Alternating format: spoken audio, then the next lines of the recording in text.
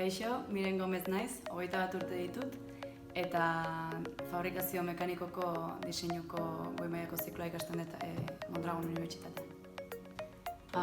Lehenengo urtean ikasi eta azterketak egiteaz gain hasi gea erronka bat egiten, oso erabilgarria izan dela gure etorkizunean lanerako. Ikasi dugulako makina bat hasieratik diseinatzen, diseinua berritzen eta funtzionamentua ikasten eta horren arabera berrikuntzak egiten eta diseinua hobetzen.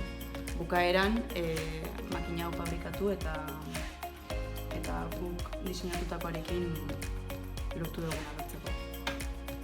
Aurreko diseinutik abiatuta, hau da lortu duguna egitea. Aurten egin ditugun ikasgai ezberdinetan ikasi ditugun materialei buruz, automatizazioari buruz, hori dena juntatuta, hau da lortu dugun emaitza.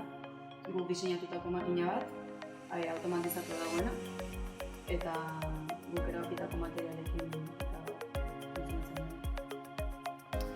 Orokorrean, ni lehenengo urtearekin oso gustora geratu naiz. Pentsatzen nuena bezain gustora egon naiz.